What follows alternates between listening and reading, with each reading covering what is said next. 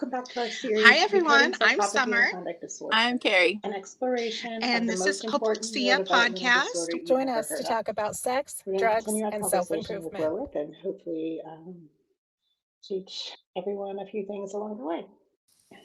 Right. We were going to talk about the people who work in facilities not being properly trained. And so in 2018, I went to New York City to be on the Today Show, and we were talking about conduct disorder. And when I visited him him being my son, right? I went to visit him the week before we were flying out there. And as I was leaving, he was like, "Bye, Mom. Good luck. Try not to make me look like too much of an asshole." And then the staff member that was in the room, she's like, "What's going on? What's happening?" And so I explained, I'm going to New York City to be on national television to discuss conduct disorder. And she goes, "What's conduct disorder?" She had no idea what it was.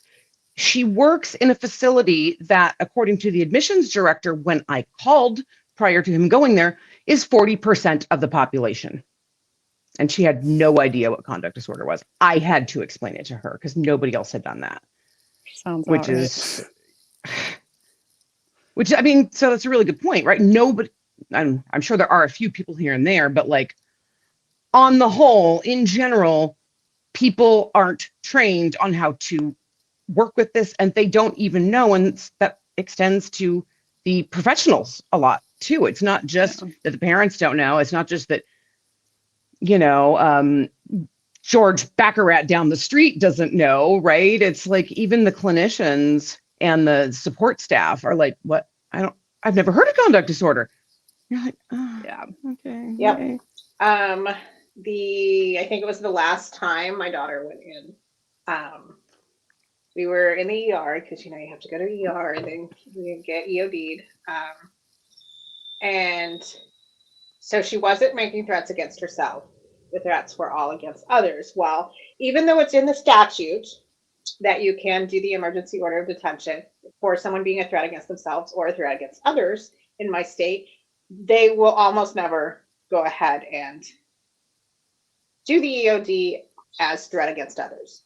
The facilities don't want to take them. They were turning it down.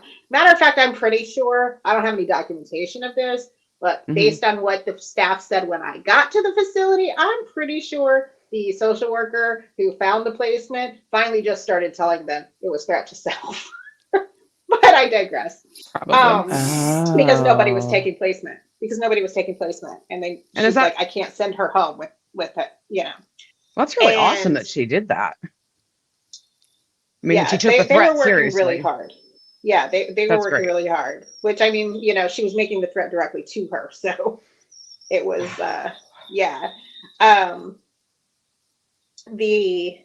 but anyways, I was talking to the one who the hospital contracts with to do the initial assessment on whether or not they're going to EOD, right? And then it's before it's handed off to the social worker. So I'm not real sure what I think that person may be an LPC, licensed professional counselor. I don't know, but they're a therapist of some sort. And so I was trying to explain what we had been through, what her, previous interventions and hospitalizations were. And I told her conduct disorder, and she didn't know what that was. And I'm like, look, what we're dealing with here is psychopathy. Okay. What is that? I'm like, what do you mean? What is that? And so I explain it, and she's like, oh, I've just never heard of that before. And I'm like, do you not own a television? Like, I don't.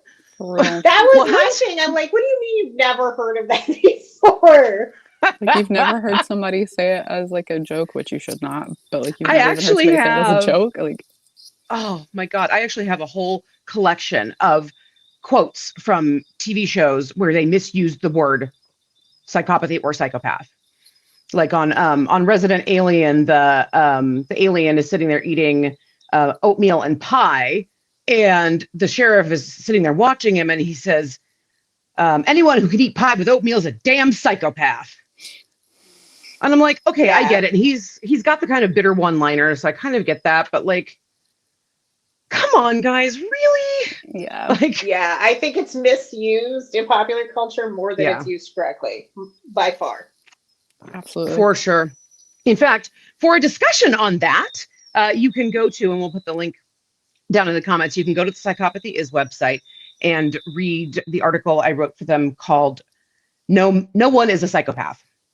And then there's also a follow-up one a little bit later, which is entitled "An Open Letter to Hollywood." So it sets all of that up. And by the way, I love that you're saying, Summer, I love that you're using the word psychopathy and not psychopath, because first person language is so important, right? Rather than, because like people are not their disabilities. You know what I mean? Like they're a person and they have disabilities, but their disability doesn't define them. So I love, love, love that you're actually using the word psychopathy and not, not the way everybody else typically tends to do it.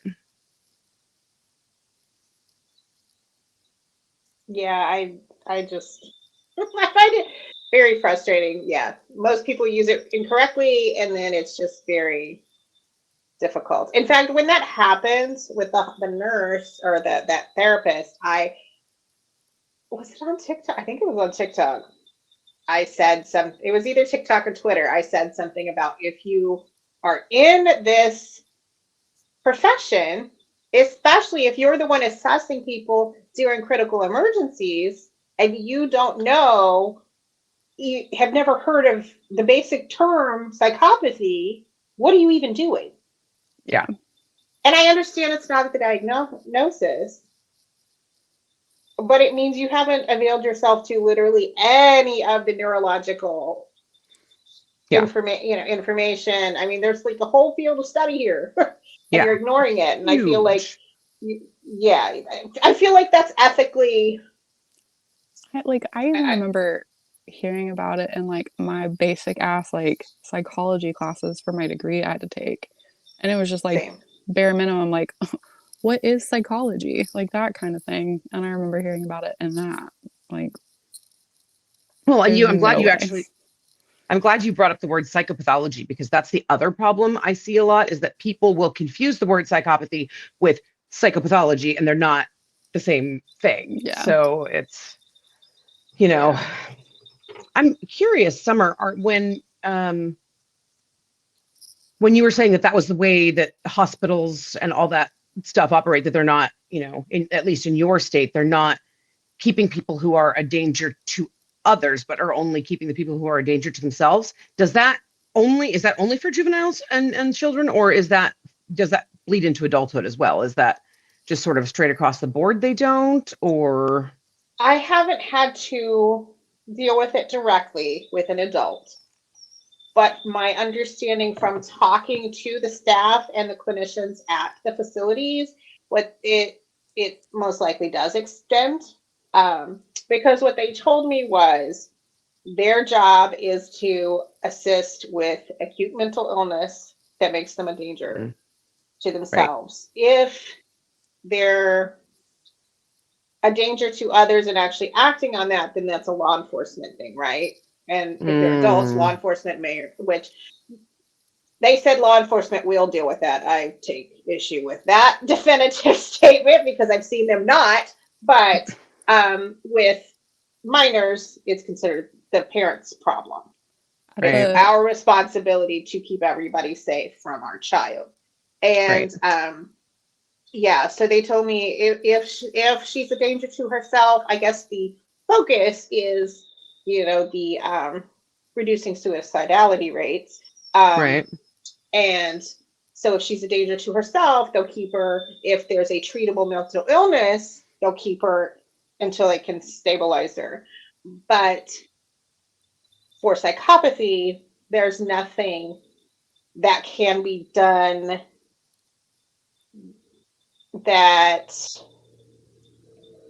for which being in a residential facility makes it more beneficial, right? Like the therapeutic interventions can be done outpatient, and they don't factor in security or safety for other people, because that's our problem as the parents. Nice. And so what would happen every time was they would keep her and and go through, because I tried to, after the first time, and after I realized what we were dealing with, and I had talked to that residential facility that had just discharged her and the outpatient. Everybody was on board. This is psychopathy. This is what we're dealing with. And they had her for like 3 months. So they had been through everything. They're like, no, we ruled everything else out. This is what we're dealing with. So then the next facility, I tried to give them the benefit of all this work that had been done before them. And they acted like I was, I must just hate this child or something. Like, I'm making this up. I couldn't possibly rewrite. So they dismissed everything I would say. And, she has depression. She has this, she has that, until they go, until they're trying to treat things. And then finally at that facility, she just came out and basically just outed herself in group therapy and telling them about, how she makes sure, the ways that she bullies and manipulates people and make sure she's always the top person, and all this. And it was bad enough the therapist called. I could hear that she was shaken when she called me. And I'm like, okay, yeah. See, when I talked to you when she went in, you acted like I was making this up. But she's like, I have never seen a child this callous. And, and I'm like, well, yeah. And so as soon as they would get to the point where they would accept, oh, yeah, she has psychopathy, she would be discharged within a week with each facility, because they say she's a liability if she stays there. And she was refusing to engage in any therapies related to behaviors. Anyway, so they're like, there's no reason for us to keep her discharged. And it didn't matter until this last one, when she would make the threat so explicitly to the therapist of, if you send me home, I will hurt them. Because, and she was very clear, her goal was to run away. She thinks she should be able to go do what she wants without anybody saying no. Sure. And so even when we would talk about facilities and we would look at different programs, she had, at one point, we thought we were working towards her going to Job Corps when she turned 16, so she could be away from home, feel like she had more autonomy, but still, be in a safe-ish environment, at least not on the street, right? And so she said no to that. She didn't want to do that anymore. And then we started looking at different facilities, different programs.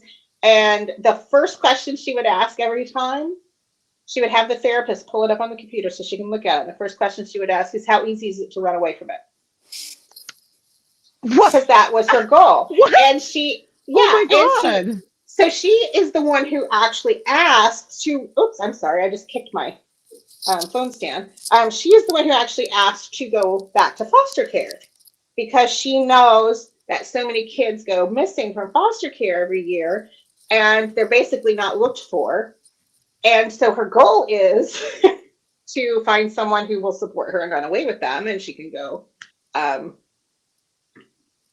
Apparently she's operating under the delusion that if they're supporting her, they're not going to tell her what she can do and what she can't. But good luck with that. In her, in a teenager's mind, that makes sense, right? So because she was making the threat so explicitly to that therapist of, if you send me home, I will do these things so that I can leave. They were the only ones who actually took it seriously. But even that couldn't make them keep her. They couldn't keep her based on being a threat to others. So the therapist talked to me about doing the abandonment, and basically the stance was, if she comes home, your other child isn't safe and I have to make a child welfare referral. Or you can refuse to pick her up and I'll make the child welfare referral. But either way, they're getting involved. Yay! So many options. So, right. So it's like, oh, great. I get to choose the least bad option here, I guess. Yeah. So that was the position we got into, because at that point, because she was making the threat so explicitly, even the safety planning and having her a separate structure to live in and everything wasn't enough. They said that was Wow. enough. Yeah. But at it the wasn't hospital- enough to make them keep her because they said No. that's not their function.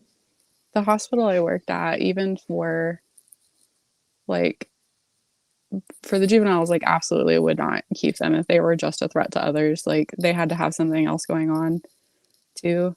Like I remember this one kid, he got admitted for oppositional defiance because he threw a cinder block at his caregiver. And when Was it the first time anything like that had happened? No.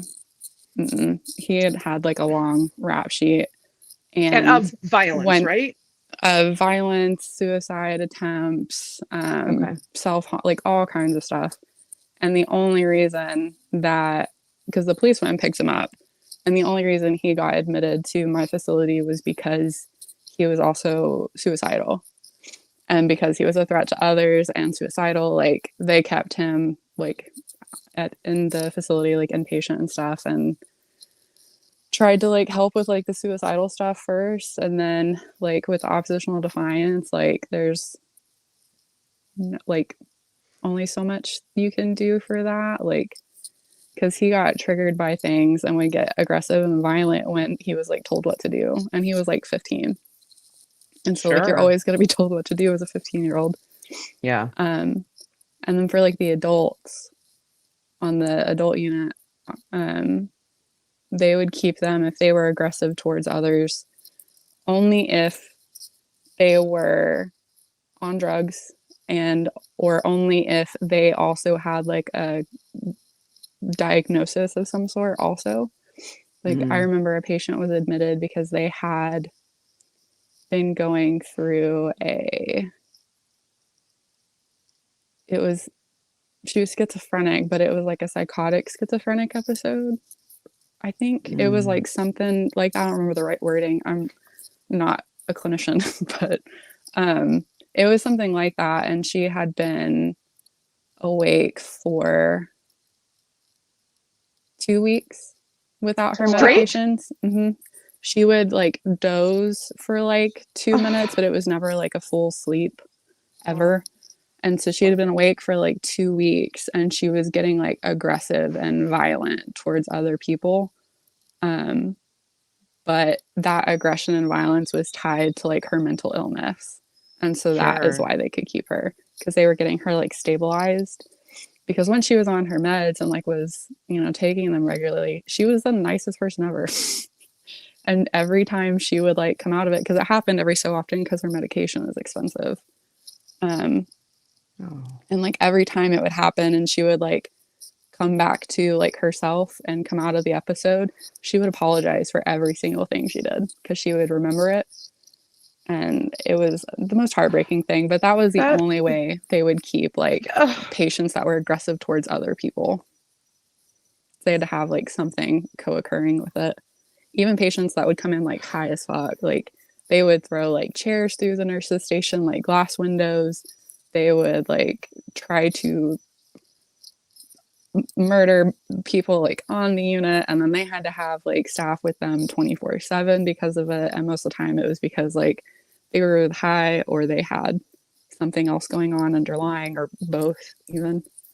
And so that was the only way, and the police would bring them straight to us like every time. Wow. It was wild, but nothing ever was just like, the only thing is that you're aggressive towards other people. That's I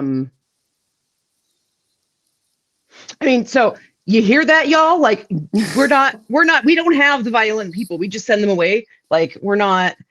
Yeah. We'll put you in a care facility if you're going to kill yourself, but if you're going to do it to other people, have fun. Yeah. Good luck. Don't forget to like and subscribe to the channel. And to be sure you never miss an upload, make sure you turn your notifications on. And please come join us on social media so we can continue these conversations in between episodes. You'll find us at Hypoxia Podcast on Facebook, Twitter, Instagram, and TikTok.